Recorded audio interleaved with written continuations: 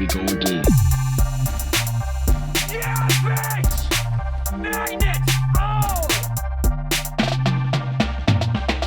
地球の心と物質 I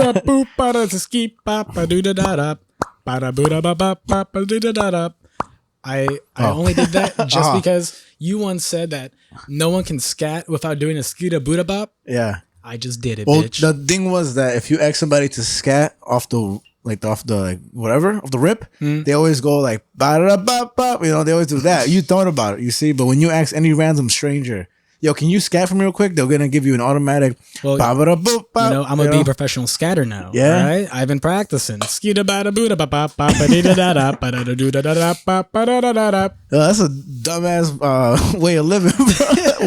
What's your talent? Just say random shit. Also, I was thinking maybe getting back into beatboxing. I used to be a beatboxer back. Did you in really? No. Beatboxing is only cool when someone's already good at it, but the process must be fucking lame as shit. Yeah. Not really though, because it's cool. But you're just in your house, just nah. But you ever seen Bismarcky and then Dougie Fresh and all these motherfuckers beatbox? I haven't. I know That's of them, crazy. but I haven't seen them beatbox. Dougie Fresh does this thing where he beatboxes like in his mouth, of course, but it sounds like a click, like He like doesn't that. use his ass. You know that guy from like the New York City Instagram guy or whatever, where he makes that some sound or whatever. No. You never heard about What that the guy? fuck? He's like, yeah, get your money up, not your funny up, or some shit. Oh. You know what I'm talking about? Yeah. So that would be something that Dougie Fresh would do, but it sounds way cooler. And then Slick Rick, Dougie Fresh, Bismarcky, they have a whole song and there's a bunch of get it, you know, it's dope. So beatboxing. Shout out to Joseph Gonzalez, bro. I haven't talked to that motherfucker in so long, but he put me on. So some of my favorite stuff is probably gonna be something like Go give it to you. He gon' give it to you. X gon' give it to you. He gon' give it to you. First we gonna Fade. Rest in peace. Rest in peace. He's definitely dead. How did he die again? You don't know? I don't know actually. Death gave it to him. Damn. Man. Oh, that was supposed to be a dog bark. Daddy chill That's not the guy saying it. It's just some girl saying It's it. a guy saying it that sounds like a girl. Daddy, chill. Yeah, man. I added some fucking sound effects. I'm gonna have fun with this. Let's go. today. I'll give it to you. Oh, let's go. Just have a moment where like somebody's a guest and they're like, you know, and ultimately the car crash ended both my child's life and my cousin's life. So no, you gotta play the X thing. So like, say we were on the highway and some drunk guy hit us, and then everybody died. X gon' give it to you. He gon' give it to you. X gon' give it to you. He gon' give it to you. First we gonna She's just like, and we're just like, hell yeah. That's funny as hell. No, there was it was sad. I don't know who these people are, but they were hockey players. It was on the eve of the brother's sister wedding, her wedding. I can't fucking talk. Jesus Christ, specificals. But there was a drunk driver who crashed into them on a bike. Like they were on a motorcycle. Oh, Just I some was like, fucking I was bike on the highway. The fuck? Some tricycle. But yeah, he killed them both. And he was a hockey player for like, I think some team in the hockey league. And yeah, he died. And his brother died. That's some sad shit, man. Yeah, that sucks. He played for the Rangers also.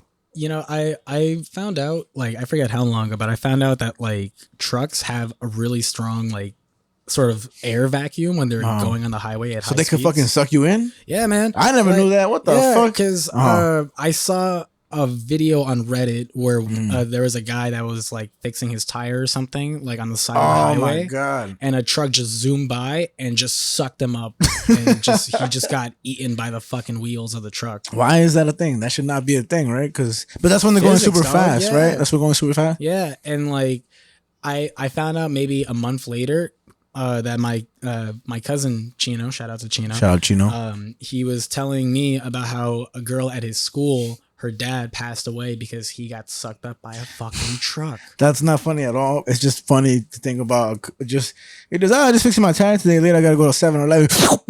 You're just gone from the Yeah, universe. man. Jesus Christ. But I was like, damn, did I really just watch this girl's dad die on Oh, Reddit? you saw the video? I saw the video. Damn. Did you mean to look up those things or it just came No, across? it was on my homepage. Oh, it was like some cat playing with some ball, just a sports highlight, and then just It was on our what the fuck. So oh, and then so definitely a that what shit's the all fuck. inside the truck, Yeah. and then you just gotta clean it because you gotta use the truck again. You can't just put the Yeah. truck out of.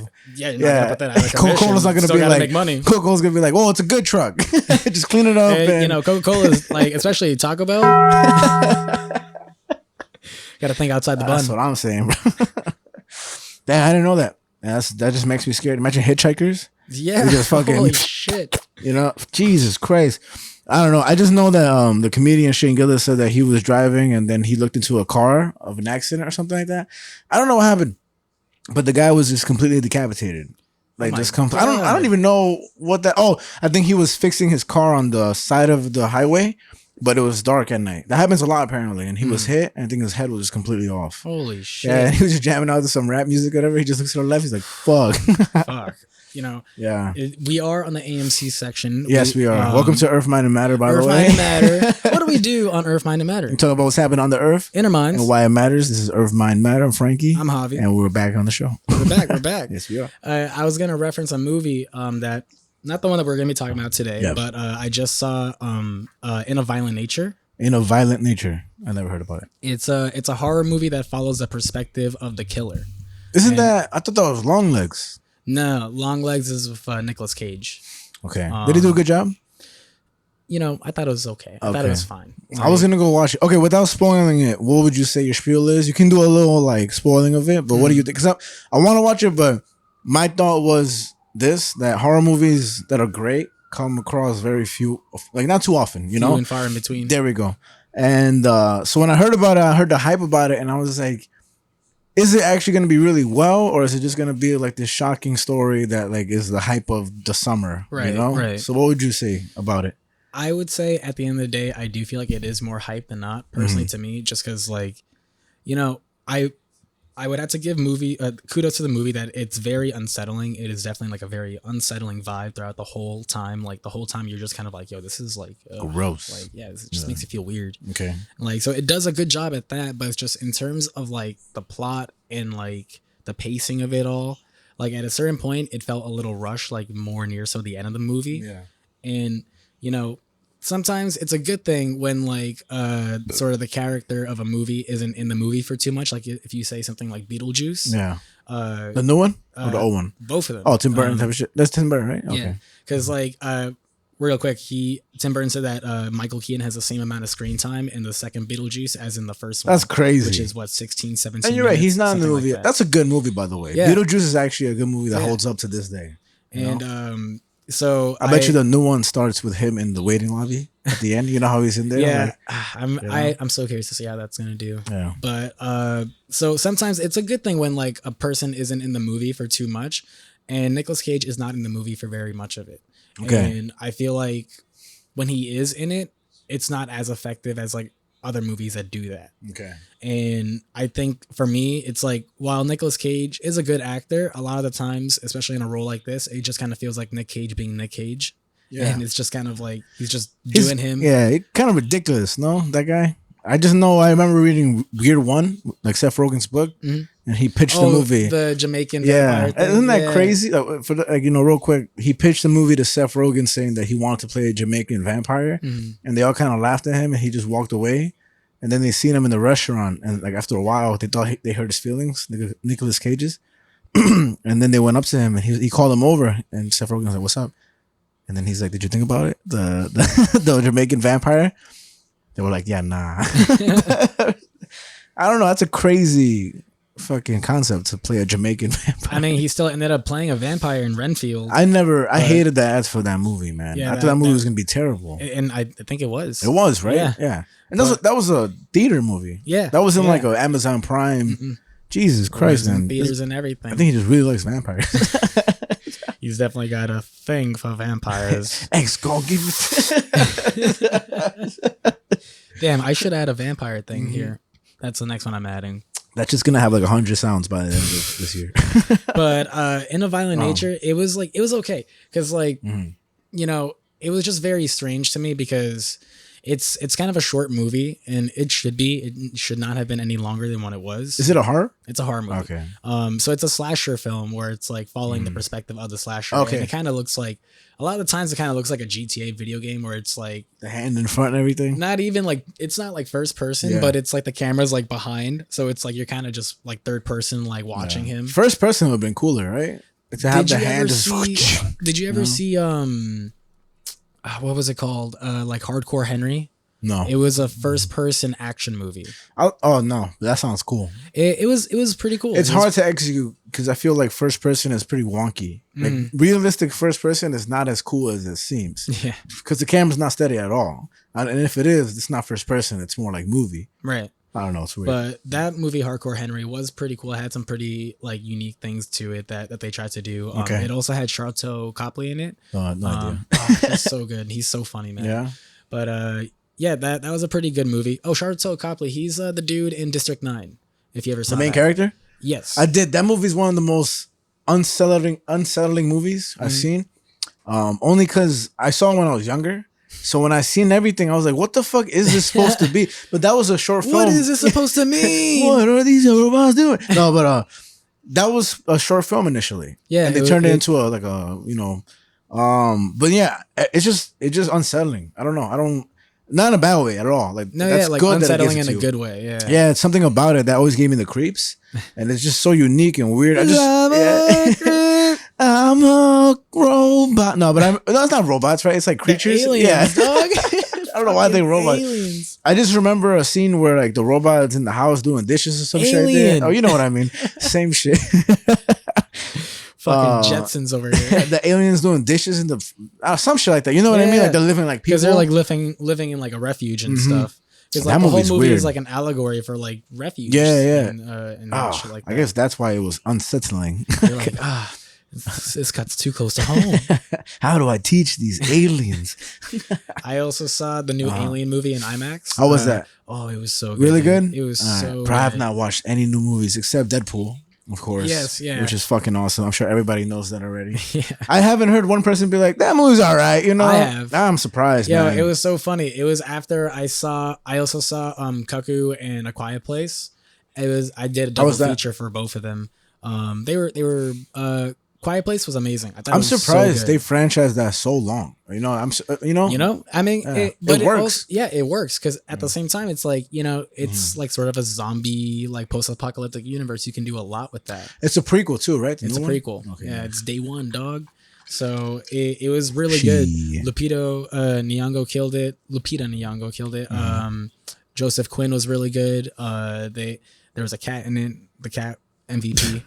I like that John Krasinski, I can't say his name right now. Krasinski didn't stay in it too long. Yeah, Like, that's a good way to do it. You like develop your new characters. Like if you're gonna build a story, don't do it like Fast and Furious type shit. Like family.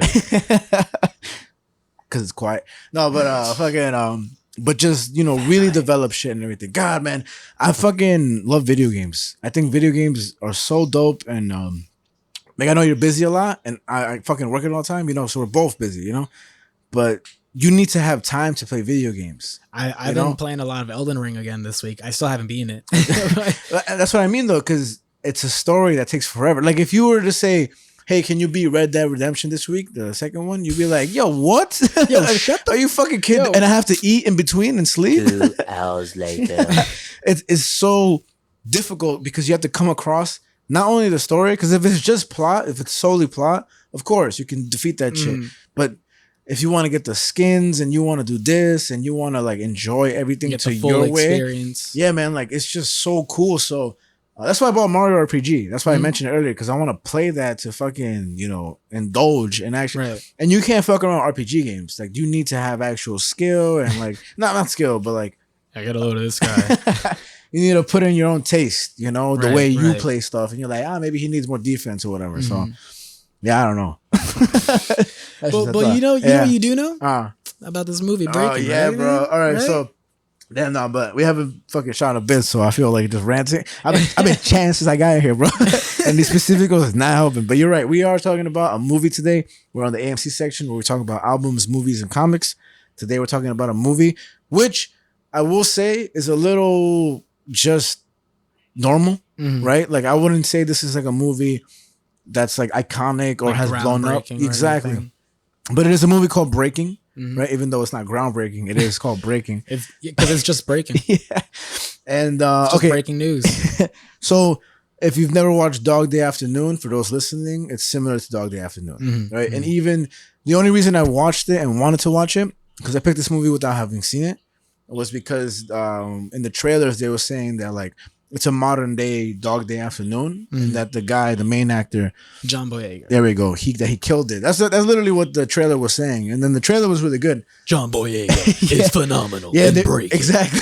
Dog Day Afternoon. X gon' give it Gon' give it to ya. He gon' give it to ya. X gon' give it to ya. He gon' give it to ya. First we gonna That song is so epic. It really Hold is. on. I'll be like, yo, I can't think of nothing cool to say beforehand because it's either something tragic or John Boyega. I mean, my favorite part of the movie was when John Boyega takes his glasses and he puts it on and he looks at the camera and he goes, "What are we? Some kind of Suicide Squad?" X gon' give it to ya. He gon' give it to ya. X gon' give it to ya. He gon' give it to ya. First we gonna He goes, I want the news trucks. I want the cameraman. I want Dom Lemon. Send the fucking X-Men in here, bro. X gon' give it to ya. He gon' give it to ya. X gon' give it to ya. He gon' give it to ya. First we gonna No, but he does kill that part a lot because I want the X-Men. I want Don Lemon. Like he just goes so hard with it, you Yeah. know. So, but anyway, so to get to the core of the movie and to really talk about it, it's simple. It's nothing crazy. First of all, this movie came out in 2022, released August 26th. So we actually just passed like the 2-year anniversary of it. Directed by A.B. or A.B. Damaris Corbin, starring John Boyega, Nicole Behari, and Salinas Leyva. There are other actors too. I think what's his name? I'm not I said Don Lemon. I'm completely wrong about who plays the negotiator. What's his name? fuck. Is it Don something also? Like he's a famous motherfucker. Yeah, right? I forget his name though. All right, what I should have wrote down. But mainly it's those three. What is his name? He was in another movie, like an action movie. I'll look it up. just fucking look that shit up, dog. Anyway, with Breaking, so I thought the movie altogether was all right. I didn't think it was that crazy good and everything. I just think what really made me want to talk about it more was not only my interest in the movie before I saw it, was what's it called? Was really Michael Kenneth.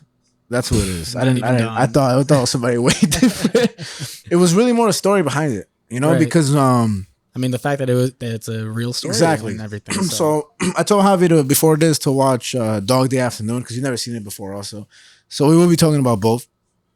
But ultimately, when it comes to Breaking, and I'm gonna go down to what actually happened also, but it comes down to this guy who's a veteran, right? And he says to his daughter, like, "Yo, I'm gonna buy you a puppy," but he's really low on money. And you know, in the beginning, you see him having troubles with like the VA, the Veterans Affairs, something with his check and this and that.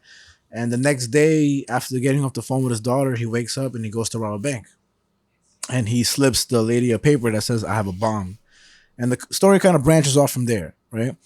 And throughout the movie, you can see that he's unsettled, you know, altogether, not just emotionally, but just mentally. Like he's not all the way there. yeah, And a lot of like lines of like, "Oh, is he off his meds again?" Exactly. This and that. And how he's being very kind to everybody and the whole bank, just like in Dog Day Afternoon. When you see Dog Day Afternoon, it starts where they both kind of start with the bank robbery, you know. And who is it? I forget. Marlon Brando's in it. No, it's Al Pacino. No, Al Pacino, but the other guy. I forget his name. I forget his name. Yeah. I think was it Marlon Brando? Nah, let me see real quick because that I should know because I always forget his fucking name. I know he died of cancer though. He died of cancer and his wife something, I don't know. I think I what I will say was pretty interesting about watching the both of them like off the riff is that like while both movies and stories are very similar. John Cazale. Okay. He was in Godfather also. Okay. But it is interesting how both movies are very similar and stories are very similar. But I think what was interesting is that regardless that this dude in Breaking that, you know, he is kind of revered as someone that was trying to sort of fight for the system by the end of it. But with Dog Day Afternoon, it's like very much so while it's happening, people are like, yeah, fucking do that shit. Like with the crowd interaction and the whole everything, crowd right? and everything like that. Like that, I think that was like the biggest differentiator. But then it was also like a time where, like, because that happened during the 70s. Yeah, around there. Because of the whole style, the whole thing and everything. Right. It came out in 1975, if I'm not mistaken. And with breaking, I would imagine that have to have been like modern day within the last 10 to 15 years for sure. So because they had iPhones and stuff like that. Yeah. So it is interesting kind of comparing it like that, where it's like the time period and how that affected things and how that changed things. Because it's like, you know, with Dog Day Afternoon, all that shit ended up on the news immediately. Yeah. Everywhere, this and that, and like it became a developing story throughout the day and throughout the night. Whereas of breaking, they were very resistant to having it on the news. Yeah. So it's just looking at those type of things is very interesting. And even showing how the bank tellers were trying to get someone on the phone, and then they were just like, he's like, "Oh, have you called the police yet?" And they're like, "They're not picking up. They're not." Blah blah blah blah. And so he had to, you know, he ended up calling the news. And the news were the one because they need ratings and stuff, right? So to make it much easier to listen, to understand the difference, I wrote down like what happened. I'll try to go through it quickly because I want to talk about Dog Day Afternoon at the same time. Because I feel like, again, at the core of everything, it's two veterans who both robbed the bank, who both grasped the attention of the news, were wildly popular while it was happening, and ended up, they ended up in the same way, but it's like, the fuck, because what they wanted wasn't like $1 billion. Yeah. Like you would think everyone who robs a bank wants $1 billion, $1 million. $1 billion. and I mean, I don't feel bad spoiling it, but if you haven't watched Dog Day Afternoon, okay, so now you have, right? You're listening, you have, right? So basically, for Dog Day Afternoon, he wants a sex change for his lover, right? And then Brian Easley, he just wants like what, $300 or $800? I actually think it's like 600, a couple thousand. No, like it was low thousands. It was 3 digits. It was 3 Was digits. it just 3 digits? Yeah, bro. That's the crazy thing. When I don't know if you remember, but the teller was like, "How much do you need?" Like, I'll forward it to you. I remember that. I just thought it was like low thousands, like 1 or 2K, something like that. Nah, bro. Anyway, so he's a former Marine, Brian Easley. We're talking about breaking, right? Breaking. Former Marine. He served in Kuwait and Iraq as a supply clerk. He had this is a real person. Yeah, this is all true. That's the thing about these two movies, that it tells a real story. So that's why it was more impactful. And it actually shit broke my heart at the end of it, because they showed the pictures of him and that they still haven't got paid to this day. The family, which is fucking crazy. Yeah, you know. I was already waiting for, like, it is kind of funny when like a movie like this comes out, because when it ended, I was already waiting for like the text thing to come up at the end. Yeah, I'm like, you kind of want those, you know. I'm like, what's happening now? Okay, so he served in Kuwait and Iraq as a supply clerk. He was honorably discharged in 2005. So when he lived with his mom in Georgia, he suffered from backaches and mental illness. His mom died in 2011, so he would live with family and nonprofit housing for facilities. And sometimes he slept in his car, right? So he stopped getting his VA check and couldn't pay his rent in 2017. So he called the Veterans Crisis Line, and they just eventually just hung up on him because he kept calling and calling and calling. What's it called? So he went to, in the movie they showed this, he went to the office to argue about everything, but the cops just threw him out, and he didn't get his money. So he holds up the Wells Fargo because he was scared of being homeless. When he was holding up the hostages, he spent 38 minutes on the phone with an editor, and during so he spoke about his military history, how much he loved his daughter, and how mad he was at the VA. So that's what actually happened. One of the hostages that was shown in the movie called him very respectful. That's a quote. When he let her speak on the phone. He let them do whatever, use the bathroom. Yeah, which I thought was interesting because in Dog Day Afternoon he said the same thing. You remember that? He was like, "Any of you guys had to use the bathroom?" Right. And I think Sal was like, "No, they're gonna try to run out the door." You know. First of all, Al Pacino's a great fucking actor. He's so good. Yeah, man. He's so good. And I can't wait. Charisma. Yeah, man. Attica. Okay, I can't wait to talk about Dog Day Afternoon. I'm more excited about that than Breaking, but this story is pretty dope. So, what's it called? He had no intention of blowing up the building. He never had a bomb. So everybody thought he had a bomb. He never had. Nobody was ever in danger. What's it called? He was quoted as saying, "These ladies are very nice and they've been very helpful and supportive." So, what's it called? What is it called, Franklin? What is it called? When he would call his daughter, he would be like, I'm the worst bank robber ever. And he really did say when he was talking on the phone and they were asking him for his information and they asked him for his social security number, he's like, what, you're going to steal my identity too? Or something like that, you know? Yeah, because he was like, he had a bit of a sense of humor to him. Yeah, man, he was joking around. Sarcastic, you know. I was like, this guy's got puns. I just got this little thing right here where, okay, this is where it's like more of his history, because this is all stuff you see in the movie, and we'll get to it. But when he was in the Marines, they would describe easily as, quote, less a warrior than a big goofy kid, more content to eat cereal and watch his favorite anime series than to hit the local bars or shoulder a rifle. He loved Tolkien novels and was compared to Steve Urkel, like in a loving way. And when he was in the Marines, he would work 17 hours a day and months at a time without break, which is crazy. I'll be doing that shit now. No, okay. And when he wasn't, in action, he had a lot of work that really fucked up his back. And he was a trained shooter. Like, he was good in the Marines, but he was just working a lot. When he met his wife, Jessica, he was diagnosed with PTSD and suffered from schizophrenia and paranoia. And he was barred from re-enlisting. So he could never join again. And that's a big thing that I think a lot of people don't realize. I'm sure people who look into it do. But I've seen this in movies as a common theme where, like, when you leave the army, all you crave is, like, that brotherhood. Yeah, like the brotherhood you had, like the people you were with because you had to be there, but you're all in danger. And when you're back, you kind of just don't know what to do with your life anymore because that's all you know. It's almost like a Stockholm syndrome type of thing where it's like, like you said, it's like that's all you. It's like you relearn and like readapt yourself, and it's like this is all I know now. Like all I know is war. Yeah, and then you come to the real world and you're shopping for bread, and someone wants to act something, and you're like, So one day after the birth of his daughter and many incidents of rage and long walks, he went for a walk and never returned.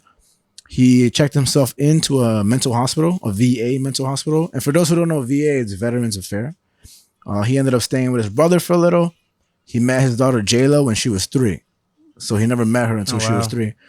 And he kept his distance. He said that people were after him and he didn't want to endanger his family. He didn't go to his mom's funeral. When he came back in 2014, he started taking medication and took filmmaking classes. He went to VA appointments, so he was kind of fixing himself. Okay. Right? But 3 years later, 2017, he went to Marietta and took the college and took computer classes at Lincoln College of Tech, a college in a strip mall. So Marietta is a place. He went to Lincoln College of Tech, a mall college. That's the first I've heard of that. That's what I'll say, bro. My bad. I'm almost done with that. It's just a lot, so let me just get rid of it, okay? He would call his daughter every night, pretty much, and he did promise her a dog before the Wells Fargo incident. What's it called? So while he was robbing the bank, and people were realizing that he was all mentally not there. There was never a mental health professional called to the scene during that whole thing. Oh shit! I guess that's true. And this is when did it happen? In 2017 ish, right? So think about that. Nowadays you would have professionals be there and stuff like that. And what's it called? And in Atlanta, there's a real big tension between the cops and people of color. There. Almost done. And right here it says that when he left the military, he suffered from like loneliness. Like he didn't have none of his bros, like his, because he was discharged honorably. He worked a second job outside of Home Depot at Church's Chicken. He didn't do it for the money. He just did it to, quote, just to pass the time while you're at work. And in this year, including easily, 236 mentally ill people were killed by police in 2017. Jeez. So that's, again, that now who knows if it's the same statistic, right? But it's, you've seen the videos. That was for 2017 alone? Yeah. Okay. Maybe in Atlanta, I think so. Okay. Or it could have been the whole United States. Yeah. If that was just in Atlanta, oh my God. It's just not a good place to be mentally. Fuck. But because that is a thing that's happening more, and like I do see that even in like well, I don't see it, but I do hear about it more in like my workspace now, where like certain people do need like those mental health advisors to come in when a situation's going down. And I remember when we talked about there was that, right? There was like they brought in the mental health people and everything for the story about the guy that made up that address, the 312 Riverside Drive. Oh yeah. And they had like mental health people like come in to help with that and this and that, and it's like, that is a thing. So it's just I didn't think about that watching this. I was like, why didn't they have someone come in and do that? There were the cops who were just trigger friendly, and then there was the negotiator who was trying to really get to the core of it. And now, this is the last note I have. So everything I read you, I mean, this is a huge article. Like if you look him up, it's like if you were to put it in pages, it's like 100 pages worth of information. Like this is just like, that's why I was trying to go over quickly just now, because it's a lot, you know. But they go through every single little detail of his whole life, like leading up to this.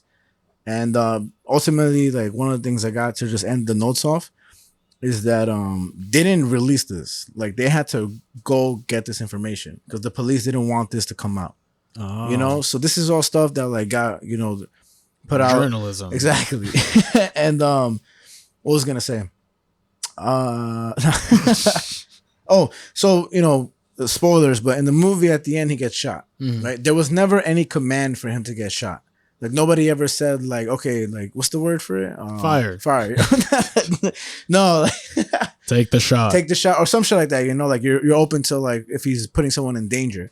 But technically speaking, like even the negotiator said in post, he said, although I don't agree with the like you know the shot being taken, he was like lives were being put in danger because the potential threat of a bomb. So he like the negotiator didn't put down his like, you know, logistically like he was just like, you know, I'm not shitting on him, but it's like if it was done, it was done. That's it. But yeah, so Michael Easley eventually, and in the beginning he's yelling, he's like, the sniper's gonna get me, like I know how this ends. This is gonna end with, you know, me getting shot. He closes the curtains. It just so happens to be he left a little spot in the blinds that left open shot on him. But yeah, ultimately it comes down to Michael Easley wanting to get like $600, $800 from the Veterans Affairs because they fucked up and weren't able to deliver his check. He didn't want the bank's money. He wanted the Veterans Affairs money. Yeah, he didn't want anyone's money. He just wanted his money. Yeah. What was owed to him. And to this day, the family still has not got paid. From what we know from when this movie came out and everything. So it's a sad story because it's like just something that, you know, it's like, oh, it's another day for people watching the news or this and that. But this guy's going through a crisis, you know, and he's really genuinely not all the way there, you know, like, and he thinks he's doing the right thing, but it's just like, how do you handle that situation, especially in that time period, which is not that far ago? It's 7 years ago, you know? I mean, because it's like that's why I was thinking about it in comparison to Dog Day Afternoon, of like even the social aspect of it all and just like how we consume media and things like that. Because again, in Dog Day Afternoon, that shit was like seemingly on the news all day, running all day. Day like, after day after day. That was breaking news. Everyone has had their eyes on that situation. Whereas with this, you know, I didn't even know this happened until we fucking watched this movie. And I think that's the important thing about this movie, that it exposes, you know, again, the fact that it's 7 years ago, like when you watch Dog Day Afternoon, you're like, oh yeah, of course, these cops are, I mean, they're still very smart at what they're doing, but how they're handling it is very much, you know, like 70s, you know, that's how they're doing it. But this is 7 years ago, and how they're handling it is very much the people who were maybe 40, maybe 30 in the 70s who are now 40. You know, now you know what I'm saying, right? Like the 20-year-old cop, the 20-year-old cops who are handling a situation 30 years later, you know, giving orders from above and stuff like that. Because that's the same line of people. You know, they may not be the ones, the young cops in uniform, but they're the ones maybe who rose up in the ranks, who ended up, you know, or puppeteering everything else, you know, leading the way for future cops, how to act. And that's why I feel like a lot of situations like that, it really does come down to sort of a systemic issue. Yeah. Where it's just like, you know, you even when you look at things, say like Supreme Court, and how people are always joking around like, oh, everyone's Supreme Court's so fucking old. And it's like, that's also applicable to even like the cop, like cops and like the police force. And it's just like, a lot of times you have people that are chiefs that have been in the like in their district for so long now and whatever. And it's just, I feel like in a workspace like that, especially, you can become very jaded, I bet. Yeah. And it becomes very easy to just sort of look at deaths as a statistic more than as lives. Yeah, because then somebody comes up to you that's like 21 and they're like, hey, man, I think this should change. And then the cop who's like 60 is like, listen here, young lady, you just don't understand how this industry works. Like, you need to know that, like, I know what it's like out there. They're like, get a load of this new age kid. Yeah, wants man. to change up the force. Yeah, and this doesn't necessarily come down to like the whole police force of Atlanta, although there was tension between people of color and the police force. Obviously, it comes down to that one guy who took the shot unwarranted, without any order or stuff like He was that. too busy munching. Yeah, but before he got shot, all Michael Easley asked for was a pack of Marlboro Red cigarettes. Mm-hmm. That's all he asked for, and he was waiting for them. I do think this movie could have done better if it was rated R and they showed him getting shot. I don't think it was necessary, probably respect to the family who didn't want that. But I do think it was probably a wise way to go to be more impactful and stuff. I like things that are more in your face rather than like subtle, So I think my thing with Breaking overall was just kind of like, while it's just there was just something missing about it. That's what it is, right? Like, the little extra poof, that sauce. And neither that the acting was okay, like it wasn't incredible. Yeah, it's just my thing with John Boyega, which is always funny because he started off his career pretty widely from Star Wars, the new trilogy. I didn't know that. I don't know him out of anything unless I seen him just by accident. Oh yeah, he started off pretty big with Star Wars with Episode 7, which was the first one of the new trilogy. Okay, and Lucas and I have this running joke where the funniest thing about his character in that movie is in all those movies is that he's always shouting for the main character, Ray. And like it's like a consistent thing where he's just running. He's like, Ray, Ray, I need the X-Men. I need Don Lemon.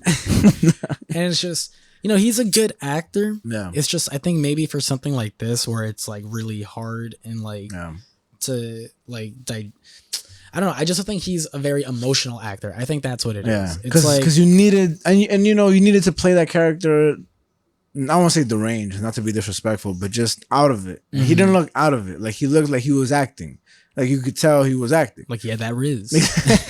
And I don't know, like the one outburst he has when he's like yelling for the news, and he's like, I'll fucking do it right now. Like I'm gonna blow this shit up. Like I feel like that was the pinnacle of his acting in terms of the whole movie, because the rest of it was more him just like being real quiet and just like this. And it didn't really show a range of, is he like that back and forth, or was that adrenaline kicking in? Like, I don't think it captured Michael Easley to the fullest extent of where he was mentally. Yeah. I mean, I'm not sure, but I mean, even besides that, like, I just felt like the pacing of it was just like a little slow. Yeah. Like that movie was about like 2 hours, something like that. But I don't think it needed to be that long. It could have been way shorter. And it's because considering the situation, it's like, it does kind of do those cliche things sometimes, like like with the ex and the kid, where like as soon as the kid is like walking down the hall and you hear the news, I'm like, oh, okay. Yeah, like every movie kind of does this type of shit. Yeah, and like she comes in and sees him on the news and she's like, Daddy? it tried to be too cinematic. Yeah. Where it really could have been more simple and like elegant if it was more simplified.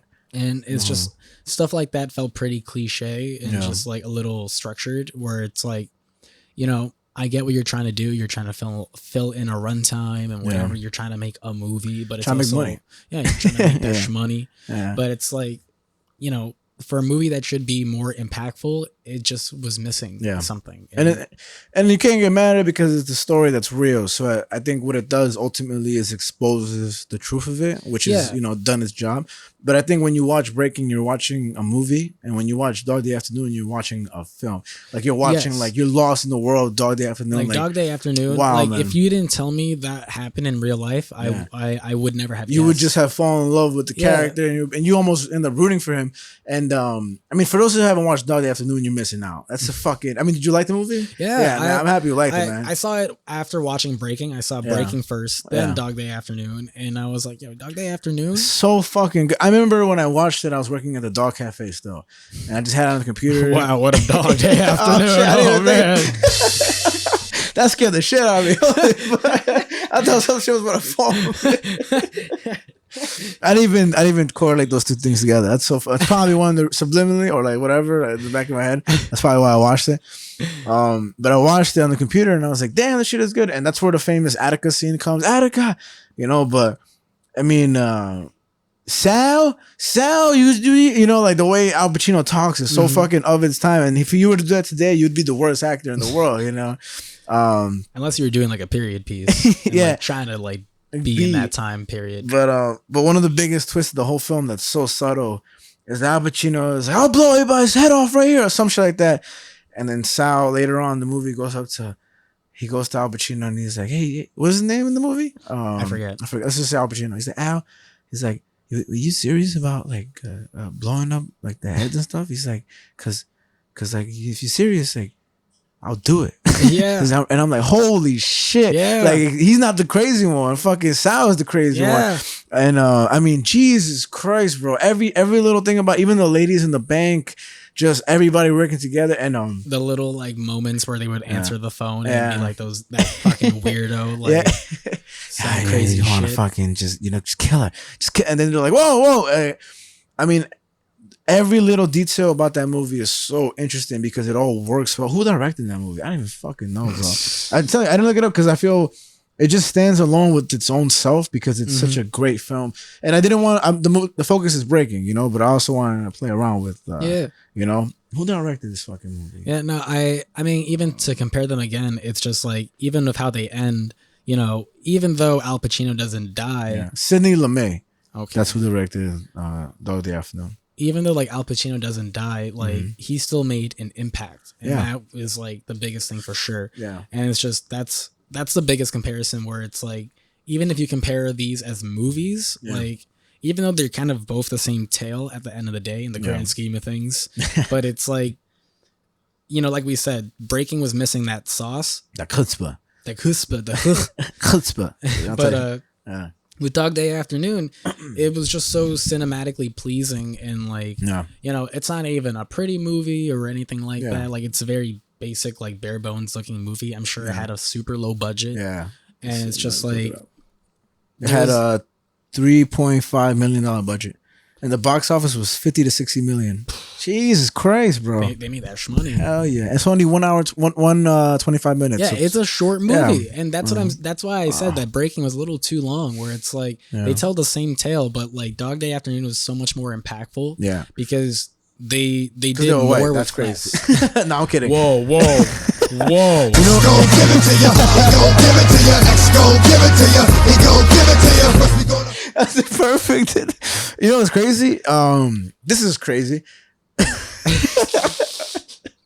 This movie came out September 20th, 1975. Oh shit! And that's crazy, right? Because we're about to approach both of them. Yeah, we're like right in the middle. It's like in the middle of Colombia, Dominican. Yo, man, I don't even have a sound for that, but you know what? I'm gonna just fucking. No, but the fact that the robbery happened in August, and this movie came out in August. Sorry, I'm proud. Right. And then this movie came out in September, and they're both about bank robberies. It's both about weird requests. It's fucking strange. Maybe the director planned that. That seems to make more sense. The director being Link. But I was also gonna say, I remember when we talked about Ghostbusters, how when they used the crowd of New York City, and it just seemed a little more genuine because it seemed like nobody was trying to be. I mean, I'm sure there were. I don't think people were trying to be famous when they were cast as extras because there was no there were celebrityism, of course, and fame, but there wasn't an Instagram and TikTok and like the Haktua girl and shit like that. There wasn't, be famous of one little thing. There was like, no, these are the stars and I get to be a part of these stars performing their thing. And Dog Day Afternoon, I contribute most of its like greatness to the crowd. Because they all do a great job. They do. Like every single extra mattered in that movie because they all cheered for him. Like even the pizza guy who delivered the shit, like that guy was awesome. You know, that was so funny. I was like, I want to be that guy. And there's another thing, like Ghostbusters. If you watch Dog Day Afternoon again, when Al Pacino is throwing the money in the crowd, I don't know if you saw this.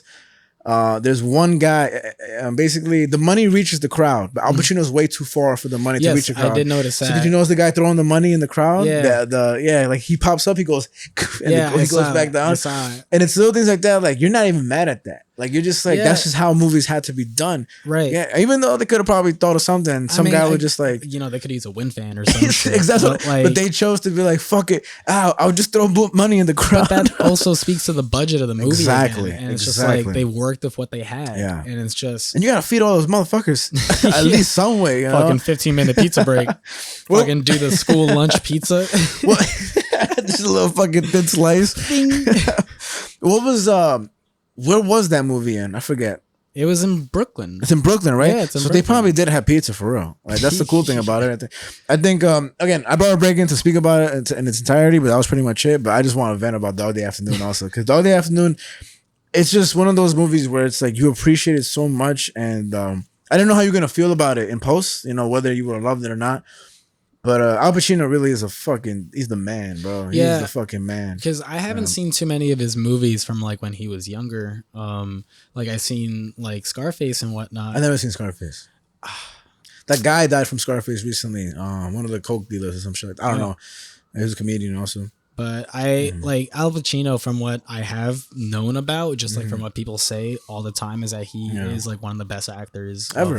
Ever. And it's just that's for sure. Yeah. And it really comes down to sort of that charisma that he had. It's just he was such a charming person. It's like you see him on the screen and you're just like he shines, man. Yeah, and you're like, I fucks with this guy. Remember when they're checking the limo and he's like he's like, all right, you got your.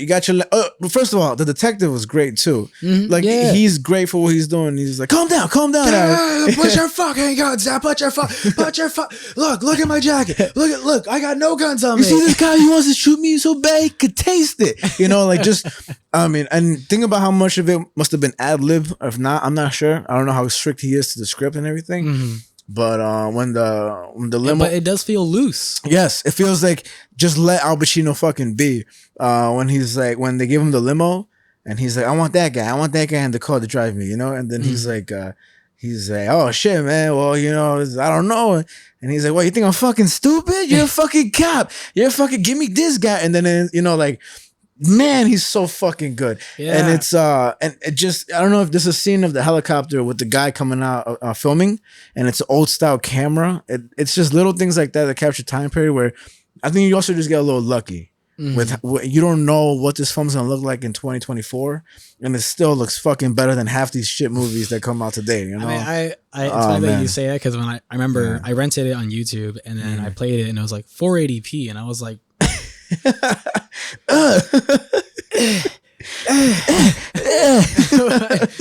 But it still looks good. I'm like, yo, man, 40p? Yeah. Oh, we're about to film this shit in 480p. And it's also so Al Pacino robs his bank. Well, of course not. I think it's based off what's his name? Thomas More, or the book is Thomas More, because the book that it's based on is called, quote, The Boys in the Bank. It's a Life article. So, this whole movie is based off an article. Oh, it's not a book. Another article. Yeah, it's by P.F. Kluge, and I think the name's written by Thomas More, or it is Thomas More. Okay. Anyway, the guy who robbed the bank, he did it for his trans wife. Right. So it's the same shot, and I think that's the beauty of the movie too, where you're like, yeah, this guy just wants the money. He wants to. Why does he want it? And it really is just like, no, he just wants to pay for like his wife's like sex change. And it's like, then I imagine the crowd at that time. I was thinking about that too. Like when I saw the movie, I was like, whoa, like shit. You think some motherfuckers like, come on. Yeah. You know. Jonathan be like. Yeah, it's crazy because that movie aged so well then. You know, imagine how many people watch that movie today. They're like, "Oh, fuck yeah," It is an interesting thing, like seeing about how well it did in the box office, because a lot of people did go see it. And I've never heard of or seen anything online of like Dog Day Afternoon controversy. Yeah, here's the problem with Dog Day Afternoon. Low key, we should have covered it on his own, but I guess I fucked up it that way. But whatever. But I do think that overall, like that whole little twist to it was a pretty cool thing. I was like, oh, this is really. I didn't expect that. And then who knows if it was meant to be progressive on its own, or like they were trying to send a message. But I think when it comes down to it, they were trying to tell a good ass story. Yeah. And I think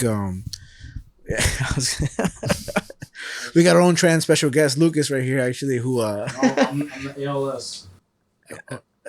What? Sign language. Oh, do it. Show him what you mean. Hell yeah, dog. I think that's racist. Me too. But yeah, I never heard of that. You're racist? No, bro. I'm Caribbean. I was like, what the fuck? Well, the movie being written off the article shocked me when I saw the movie again. Because when at the end, if you watch the credits, it says based off the article. I do remember that shit. Right? I don't know, man. It's just a great fucking movie. It was. Yeah. I mean, even to sort of like talk about Breaking again, I just think that like I think my favorite character in Breaking was a negotiator. Like he did a great job. He was such a cool guy. I was like, yeah, this guy, like he should have. Maybe he should have been the one. No, but I do think even with him, he had some corny lines. Like, there's a lot of corny lines in that whole movie. And that's like the issue with it. It's just like it was missing that sauce, and it was a little too cliche. Yeah. Where it's like it's so Hollywood. There wasn't anything like strictly unique about it. Like it was. It's just, no Dog Day Afternoon. It's just Breaking. I can't believe they had the audacity to call it modern day Dog Day Afternoon. I mean, that's like disrespectful. You're saying it was missing something, right? Yeah, and it's just like it was just so cliche at the end of the day. Just like the lines that he used, it was so like basic at the end of the day, and it's like it was just it kind of frustrates me that because it had potential. Yeah, and the execution. I've been looking for that word. The execution was just not done so well. That it's like when people were saying that Longlegs is the modern day Silence of the Lambs, and I was insane. Like, okay, buddy. I think any movie that says it's the modern day it just stay away from that. Doing that, it's like why are you trying to be that? Yeah. Just be you. Yeah. Be yourself. Breaking. Make yourself break. Make breaking the new thing that people want to mimic. Yes. You know, Silence of the Lambs is a great movie. Yeah, it's actually pretty. And again, trans. I think that's all it takes. You gotta just have a trans character in the fucking thing. Zero lambs in the movie. So I've seen that. Who's the guy who plays the serial killer? I forget. Well, that movie's so weird because would you fuck me? I'd fuck me. Yeah. Ding, ding. You know, it's just so weird. But what does he have to do with anything? He's the one that kept the girl hostage and everything, right? Boy, I haven't seen that movie in dumb long. I only seen it off a whim because off a whim is crazy. Hey, you just feel like watching Silence of the Lambs. There's a scene in that movie where she goes to visit the guy, the guy who eats people's faces, right? Not Hannibal Buress, this is a comedian. Hannibal Lecter. Yeah. And there's one scene where she's exiting the jail cell, and the last convict in the jail cell throws cum on her face. Do you remember that? That's crazy. I do remember right? that because I remember seeing that. And I was like, crazy shit. I was like, oh. For those who don't know what this is, that is what's his name? Del Toro. Benicio del Toro. There you go. Damn, love that movie. He was also in Star Wars. Was he really? I don't know who the fuck was it. At this point, like, you've been in Star Wars. Okay, Mila Kunis is gonna be in Star Wars. I don't know who that is though. No idea. I think I'm Mia Khalifa. Yeah, I was gonna say, why are you trying to hide that? Fucking making it more sus, buddy. Fucking hell. I am Mila Kunis. Fuck. I think I think at the end of the day, like for me, Breaking is just like, it frustrated me because it's like I wanted it to be really good. Yeah. And it's like it started off pretty good, and then as it just continued, it just got more and more basic, and I was just kind of like, like it's still like a good story. It's just like that execution, dog. Like it was the expectation was better than the execution, and I think that's why. I mean, but again, the story of it is so true and real. Where it's crazy, man. Because I think they should have tried to put more emphasis on that, because I feel like a lot of that information really only came into play near the end of the movie, where like you find out that he is owed money and stuff like that. Like it's not a mistake that he's owed money. Maybe they should have just done a documentary. I'm sure there is one. Oh, I think a documentary would have been way better. Way better. Like, and because it's just the dramatization of it was a little too dramatic. It was a little too dramatic. It's just like, yo, guys, chill. Yeah, I don't know. For me, I mean, again, when I watched the movie, it should make me cry. Though, I'm not gonna lie to you, because when I was reading the whole thing at the end, I was just like, damn, bro, like, because this man is money. What mostly got me upset was just like, he really just wanted what was his, Mm-hmm. you know? And it's upsetting, man. It's upsetting that like you have to really go out your way, because it was that or homelessness. Yeah. You know? Like that's the main thing that I think when you watch the movie and really upset me is like he either had to accept his fate as being homeless and never receive this money, or just go out with a bang, you know? And when you're driven to that point, like you're driven to a point of just craziness, You know, like, Joker type shit, like, type shit. Pretty type Like, shit. where it's like, Yeah. all it takes is one bad day. And you're exactly, and you're forced to make a decision you don't want to make. And I think a lot of people end up in those situations because of that.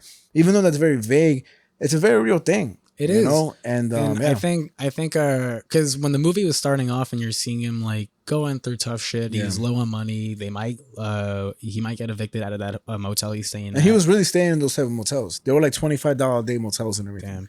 Yeah. And it's just Which is not bad. $25 a day is not that bad at all. I'm sure that shit's nasty though. Yeah. Talk about getting cum thrown on you. Fucking hell. But it's like I thought it was, because I had no idea what the movie was about whatsoever. Yeah, that's good. I think it's a good way to walk into it though. So going into it, seeing that stuff, I was like, oh, is this like, you know, a modern day Pursuit of Happiness? Is this Transformers?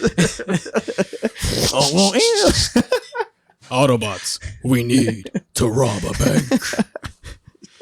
But I need Optimus Prime. I think we should play that scene before we start the episode, so it makes sense. but I need the X-Men. it's just that stuff. It's like I thought it was gonna go like the Pursuit of Happiness route, where I Yeah. thought it was just gonna be him, just his life being shitty, and Yeah. just that's it. Film with his own son, And- Jaden Smith. And I think and then even seeing the Wells Fargo, I was like, this product placement. But and then the whole movie takes place in there. I was And- like, oh, okay. That's crazy because they have to agree to be in there. Right? Yeah. Oh, do they though? I mean, Because I it's think a real. so, But if 'cause it's still true like events, a chain. but if it's true events, I don't think they have to. I mean, There has to be some loophole with that, you know? Because I he got think- shot in the Wells Fargo. I think even if it is true events, like I think that's still like information that could just be foreboded, where it's like They call it something else. just a bank, Unwell Fargo. the Wells. Yeah, you're right. But I mean, that's at least what I think. But it's just, I thought stuff like that at first was like product placement, whatever. And then as the movie progressed, like I said, it just kind of became basic, like any other kind of like Hollywood movie. I think it's a good way to look at it because I didn't know what it was either. I didn't know it was a true story. I mean, maybe I did with the trailer. Might be lying. But the whole movie, I'm just like with this hope of like it's gonna get. Do you think young Denzel Washington would have been great in this? I think any Denzel Washington would have been great in it, buddy. He's fucking good, man. I don't know if you heard of him. Have I heard of Denzel? I can't do that, Anthony. But he's like, "Sir, have you been drinking today?" Oh yeah. I'm drunk right now. I can't do it. Anthony does it so well. Fucking kill that shit. Check out the last episode with Anthony Telez. I'm about to add him to the soundboard. No. You should definitely do that. Well, I think at the end of the day, for me, Dog Day Afternoon was definitely a better movie. Far more superior. What's it called? Dog Day Afternoon is tostones and plátanos and salad, whatever the fuck you guys eat. Tres golpes. Yeah. And then breaking is more like a Cliff Bar. Like it's good for you, to know and eat, but it's not the best It's taste. like, I like you know, Cliff Bars. I think maybe it'd be better to say like, it's just missing the seasoning. Like, Yeah, it's you're like right. it's like that chicken and rice, but it's like Rotisserie it's dry. chicken that dried out. Yeah. Nah, I could do better than that. It's bland. It's just like bland. it doesn't got adobo on it. It's like, Chicken bouillon. certain white people be like adobo. White people have low key the best meals ever. Yeah, Lucas just in the double take. I don't know if you ever ate at a white person's house before, but they got fucking. I remember one time in middle school, I was at my friend's house who was a white dude, and Don't forget the best Mexican chef is a white man. this is true. Don't This you is dare true. disrespect my culture like that. But I was at his house, and The Mexican chef? No, I'm kidding. No, I'm kidding. And his mom had cooked us dinner and stuff. It was a banging dinner. I remember that. And she got her groceries from Fresh Direct. Okay. And I just being a dumb kid in middle school, she was like, yeah, I get my groceries from Fresh Direct and stuff. And I'm just trying to figure out how to relate to this because I don't fucking pay for shit because I'm in middle school, dog. So I was like, my family and I have Netflix. And she was no, but like Fresh Direct like delivers groceries and stuff. I was like, no, I know. That's all I got. Like that's all I can relate to you on. I too pay for a service. I also get delivered stuff. Did you have Netflix when it delivered CDs? Yeah. Did you ever have a GameFly? I didn't have GameFly, but I remember for a very short period when Netflix was going to announce that they were going to start delivering games too, and they were going to change their name to like Quick or some shit. I don't remember that. Thank God it didn't. They sent I remember when they did that and it like made headlines everywhere and everyone hated it and they were like, okay, fine, we won't do it. Our bad. Sorry, guys. That was like the first like cancel culture thing that happened. I don't remember that. I just remember that my sister signed us up for GameFly and we got games in the mail. I was like, hell yeah! And they put this in the back. I was like, what? I was like, what the hell? I just remember going to Blockbuster, dude. Blockbuster was fucking cool. That's how I discovered the Uncharted series because I rented the first Uncharted game and I was like, I don't remember that. I was like, Uncharted Drake's Fortune. My fortune now. I just remember my dad would always get a scary movie that I would never want to watch. And they had the little marshmallow candies that look like ice cream cones. Do you remember those? Snow caps. There we go. Do you remember those shits? Dude, oh my God. Fucking, I love me some fucking snow caps. Fucking Go give it to you. He go give it to you. Next go give it to you. He go give it to you. First we gonna. Like I used to throw that shit in my popcorn. So funny, you eat that shit with your popcorn. But they had cones on them, right? Yeah. And then, damn, I forgot what they were called. I never knew what they were called. Yo, Dad, give me that shit one more time. Give me that squishy thing that comes in a fake cone that's small, not actual size. I just remember Blockbuster, man, and they're probably gonna reopen them shits. You think so? Yeah, just because. I mean, they're shutting down Redbox. Like, why would they? First off, nobody fucking uses Redbox. Fucking only fucking hillbillies and Anthony uses Redbox. I've never once used a Redbox. I've always looked at Redbox. That's the Venn diagram. Anthony. And I've only seen Redboxes and been like, that could have been a Pepsi Cola vending machine. I've never. What a waste of space! God damn it! The only time I see Redbox is when I travel to other states where I'm never gonna use it because I'm like, I have this renting platform on my shit that is Redbox, where you gotta return those CDs, right? Why the fuck would I want to do that? Redbox should have been out of business, and it's disrespectful that they haven't been. But it's the equivalent of Blockbuster. So why would Blockbuster like be successful coming back? Because Blockbuster was an experience, man. You got to go in there with your family. You rented a film. Welcome. Would you like experience. a family adventure? Would you like a horror? Would you like an action adventure? Redbox had no culture. It was so artificial. Nah, I just never used Redbox before. I remember I got a bunch of fucking offers to use it, like $20 off your Redbox purchase. I was like, bro, I'm not using this. You're like, no, thank you. I'd rather die. I'd rather be homeless. That's funny, bro. Choosing homelessness over Redbox, that's crazy. Can you imagine? I'd rather be without a home and a bed and comfort and be cold tonight. That's how much I don't want to rent your DVDs, even though I love Happy Gilmore. Fuck, I want to watch Happy Gilmore. I seen A.M.C talking on Joe Rogan recently. That was awesome. A.M.C. Oh shit! I wish I didn't see it in person. Yeah, but that's so cool because I've never heard of him being on podcasts. Yeah, he barely does shit like that, you know. So I wish I had gone to his shows, his live shows that he had. But he has a new comedy special out. Which is, this is just mentioning it to you. It's called I Love You. I think that's what it's called. And yeah, man, it's fucking cool. It's just Adam Sandler, and he's just singing songs on stage. And I remember his old comedy album he released. Like, I never watched his old comedy. Like, he had a comedy album. I know, so like music. Did you know that Bill Cosby's comedy album is one of the top selling comedy albums ever?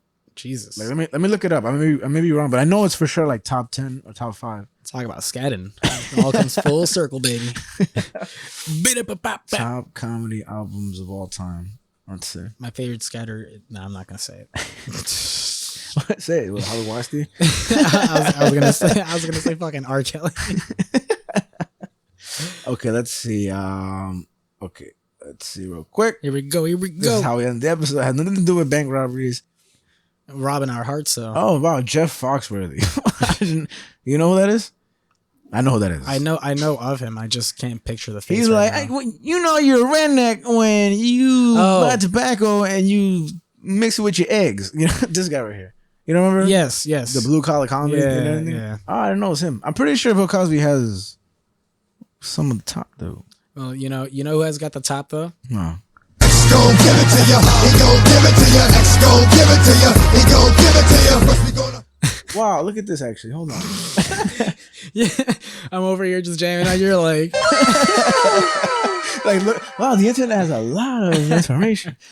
Hold on, no, I think it thought of music. you fucking Like, because it had Weird Al Yankovic. And I'm like, no, idiot. He's not a comedian. God. Oh, so Richard Pryor, George Carlin, Bob Newhart, Rodney Dangerfield. Okay, Bill Cosby's definitely on one of these. There's no way. Somewhere. Yo, There's no way. We get Red it. Fox, You like Bill Cosby, okay? You're trying to really like Bill bring him Hicks, back into Mitch the, into Hedberg, the Don Rickles, Andrew Dice Clay. Bro, where the fuck is my man? your man's. All right, whatever. It's a pudding pot. I can't do it. I tried to do the Al Pacino. It was kind of good. Yeah, It wasn't that bad, right? Fuck yeah. What's one of his lines? Sal. Let's try to look up one. Okay, this is how we end the episode because we got We'll look up a scene. We'll see who does better. The person who does worse kills himself. Yep. You know, fucking. Bad day afternoon scene. All right, let's go. Be quick. All right. All right, who has to go to the bathroom here? Yeah, you see, now they all want to go. Who has to go to the bathroom? All right. Who has to go to the bathroom? That was a shitty scene. All right. I'm a Catholic and I don't want to hurt anybody, you understand? I'm a Catholic and I don't want to hurt anybody. I'm a understand? Catholic and I don't want to hurt anybody. You understand? And the winner is the audience. That was a show, folks.